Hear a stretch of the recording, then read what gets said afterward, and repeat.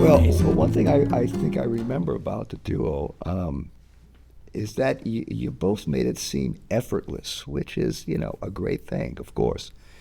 Um, but how long was it before you got comfortable with not trying to overplay, not trying to play the piano player's part and the bass player's part and the drum part too? I mean, how did it get to the point where it became this well balanced duo? Was Well, that immediate or did that take work? well, it on my end, it was a lot of work to figure out because I didn't want to just go ba-doom, doom, doom, doom, doom. I tried to become an orchestra.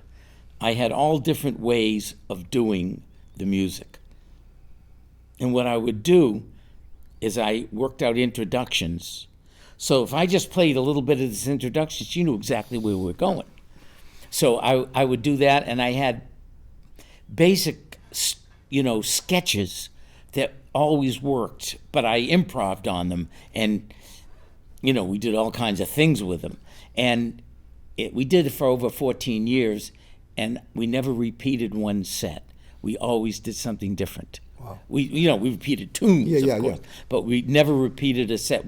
Before we went on, we'd say, okay, well, tonight let's start with this, and then we'd always end up not doing what we planned, and it always went like that. But that was the idea, to do it that way, and I never looked at a piece of music in the 14 years. I memorized everything because she did. It's almost like you laid the blueprint down for the art of the duo. No matter what those two pieces are, it seems you accomplished that with voice and bass. Because the idea in the duo is not to overplay, not to underplay, but to play just the right amount. Right. Well, actually, the other thing I was going to say, and I just remembered, uh,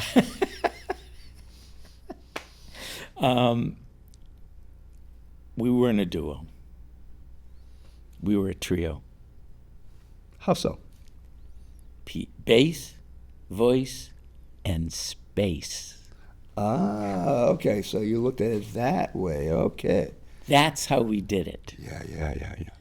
We always made a joke that we're a trio The Invisible Man was part of the group. Okay. because Sheila is such a strong singer that I could just play one note. I don't have to play anything more, and she could just go. Wow. And Yeah. and that's what I heard her do on that George Russell record. She opens up so alone, singing "You Are My Sunshine," and then while she's singing, all these weird horn parts, atonal things come in, and she just goes right through it perfectly. She's like that. And so that was the way the duo would work so well. Is I didn't try to fill every space. I didn't have to. So that was it. So Harvey, we talked about you hearing about Sheila in the beginning. We talked about the duo coming together and how it came together. Sheila sort of tricked you into it, but she had a totally plan. tricked me. So now we have some time, and I'd love to hear some stories about the duo. Tell me what you can about the duo. Anything you want to tell me about the duo? Okay. Well, first thing I like to talk about how we met. Okay. Okay, I was in high school and I heard Sheila, and I when I came to New York, I'm thinking, I don't know where this Sheila Jordan person is, but I really hope I cross paths with her. I just want to go see her play somewhere. And nothing was working. I just wasn't running into her. So I, figured, well, maybe one day. So at the time I was with Lee Konitz's band, and we were working a lot, and we would play at this place called The Onlyest Place, which was originally the Half Note. Okay. The Half Note moved uptown, and another guy took over the Half Note and did not do a good job. But I played there a lot with Lee Konitz. We played 6 nights a week there. Anyway, we would just, play there with just, different people would come by. And I got through that gig, I got to meet Paul Bley. And so one night I'm playing there, and Lee Konitz says to me, he says, Harvie, he says, Sheila Jordan's in the audience. Would it be okay if I asked her to sit in? And I went, yeah. I was like, unbelievable.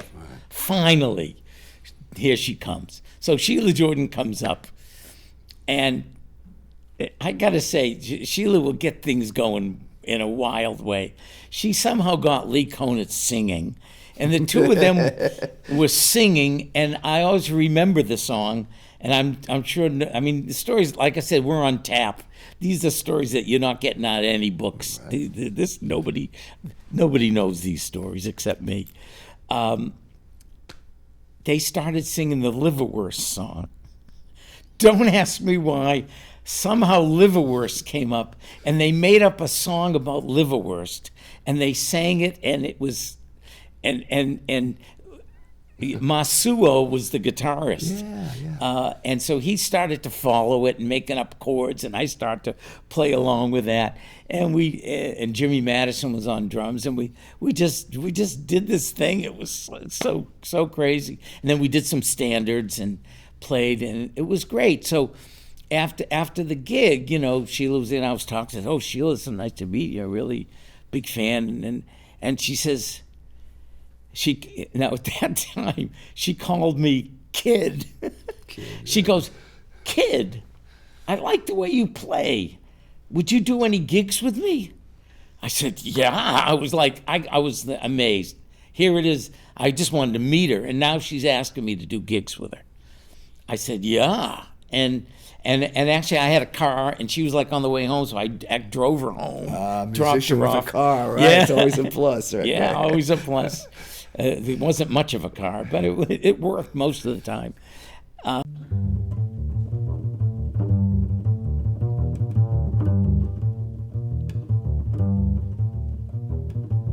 There may be trouble ahead, while there's moonlight and music and love and romance. Let's face the music and dance before the fiddlers have fled, before they ask us to pay the bill, and while we still have the chance. Let's face the music and dance. Soon we'll be without the moon, humming a different tune. And then there may be teardrops to shed, but while there's moonlight and music and love and romance, let's face the music and dance. There may be trouble ahead, but while there's moonlight and music and love and romance, let's face the music and dance.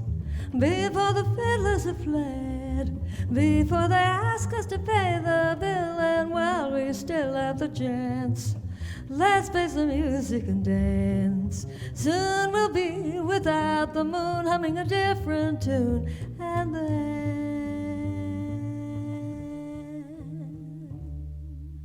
heaven, I'm in heaven, and my heart beats so till I can hardly speak.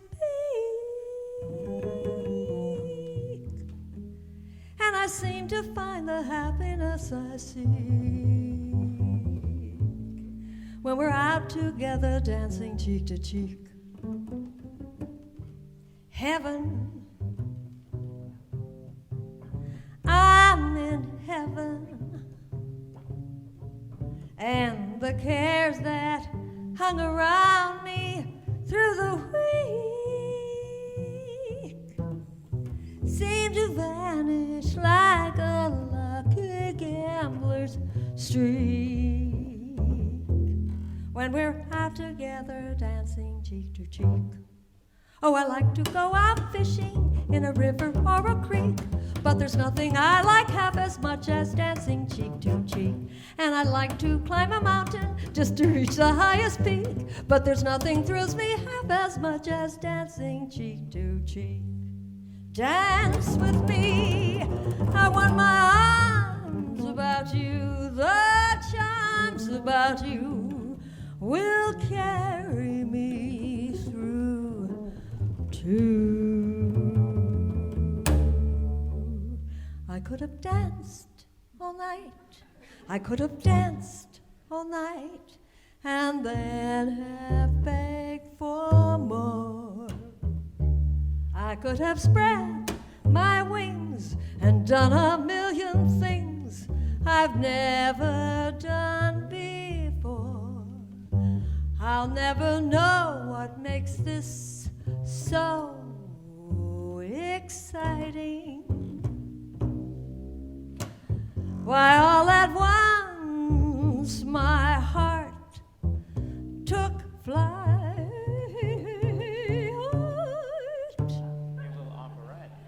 Yes. I only know when he begins to dance with me. I could have danced. Danced. I'm going to go on Broadway, or at least I'm going to audition. Dance.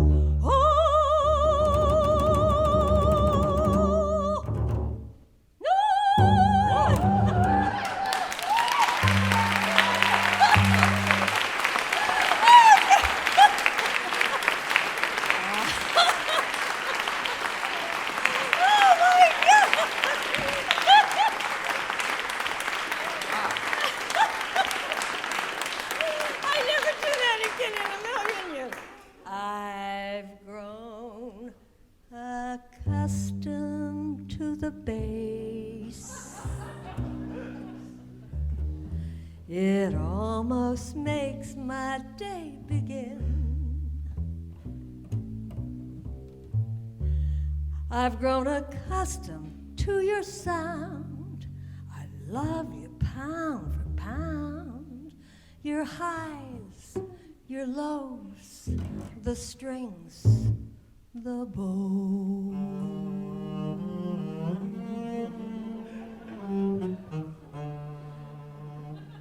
Are second nature to me now, like breathing out and breathing in. I was serenely independent and content before we met. Surely I could always be that way again, and yet I don't want a piano player, and I don't want a drummer. I only want you, baby. I've grown accustomed to the tone, accustomed to your drone, accustomed to the bass.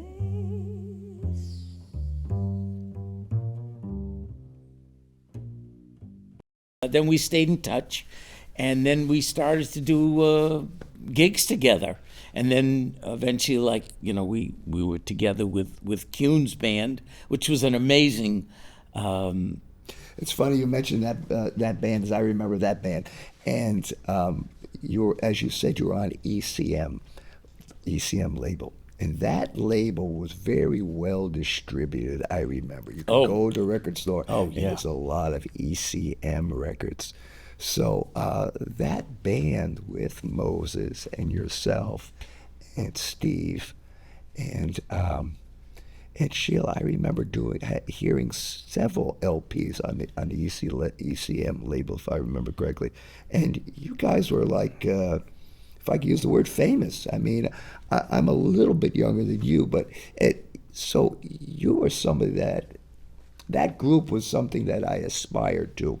I thought, man, this is a working jazz group. They're out there doing it. I couldn't really relate to some of the other groups like Dizzy's group, or that was just something too far for me to attain. But that group, I thought, I could be in a group like this. We could tour like they toured. We could sound good like they toured, maybe. We could be on a record label and be fairly well known. This was a well-known group, I thought, at that time. Yeah, we did pretty well. Yeah. So that was good, and yeah. So it was interesting. I mean, The music was great, but we had a lot of antics we did on stage that just happened. Nothing was ever scripted or planned, but there was a lot of funny stuff going on, comedy stuff that just ended up happening. I could go. In my experience, that comes from musicians being comfortable with each other. You can't, if you're not comfortable playing with another musician, you're not going to have fun. It's not going to come through. You're not going to have antics. You're not going to joke around. So that's really a testimony to me that you guys are having a good time at what you were doing, it sounds. Yeah, we had a lot of fun on the road and off the road. We had just a lot of, Steve Kuhn was a very funny guy. He did just, we just did a lot of laughs, a lot of joking, but the music was very serious. So anyway, yeah, that was good. So. Okay. Yeah, so I was going to tell you a couple of stories. Well, that brings us now to this portion of the podcast. Tell me what's on your mind. Any stories? I mean, I want to hear, if you can, I don't mean to put you on the spot, but I'd like to hear some stories in the life of Harvie S. Yeah, well, I was going to thank you. I was going to talk a little bit about some duo stories. We had one of our first, it was a pretty big gig and it was pretty early. We played at the Corcoran Gallery in Washington, D.C., and we were also guests on All Things Considered. Yeah, we did a thing on that show. So anyway, we're at the Corcoran Gallery, and we were staying at this guy's house, Joel Siegel, who was I remember Joel. Yeah, Joel Siegel. I love Joel. Very well known. Yeah, great guy. And so we were staying at his house, and he actually, I think he's the one who originally hooked this gig up. So we did a thing where, we did this, concert at the Corcoran Gallery. So we did the first set, and we were also recorded for NPR, and there's a tape of it, and they still air it. They aired it they aired it 2 years ago or something. Some of it. So Wynton Marsalis was the commentator. So we did the first half, and it went pretty well. And then we were backstage, and Sheila's all upset, and I was saying, "What's wrong, Sheila?" She says, "There's a guy in the front row," and he kept going, "Ugh. Like this." He kept doing that. He was mad there was no piano and no bass, and he was in the front row. I didn't even. I had to be in the front row, right? I never look at people, so he was in the front row. So Joel Siegel's back there with us, and Joel says, "I'll take care of it." So Joel, on the next set, the guy who had done that came back for the next set, and he's sitting there. Joel Siegel sits next to him, like a half an inch away from him, like this, and the guy couldn't do it, and so we did the second half. But Sheila was. I said, "Don't worry about people like that. I mean, this guy was just a nutcase, I never thought about that. The traditionalists who might be offended that you don't have the standard jazz. We got some of that. Instrumentation. Wow, I never thought about that before. But yeah, some people like, where's the piano? Yeah. They never gave us a chance to do what we do. But that's always going to happen. So, it doesn't shock me. But, Sheila and I had a lot of fun. And then, like, on a lighter note, we were in San Francisco, and we're going to some place to do a concert. And there was, like, a secretary there, and I think it was at a college, and she looked at us and she says, "Oh, congratulations!" And so she and I said, "Oh, thank you," because we had a new CD came out, and she said, "Oh, thanks you. Yeah, the new CD's doing really well. It's actually a new record is doing well." And she says, "No." She says, "I heard you two got married."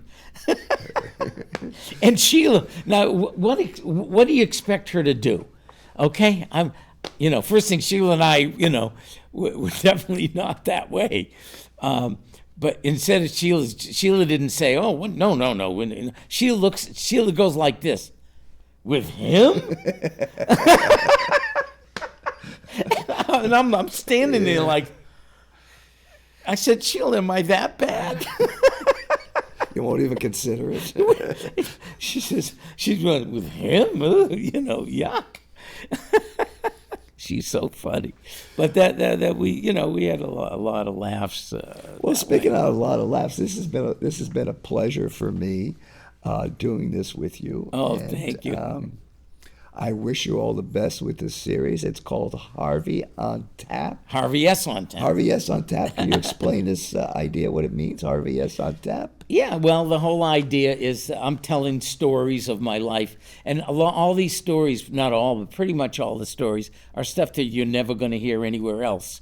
They're not in books. They're not in other places. They're all new. And it's like when you get a beer or you get a Coca-Cola on tap.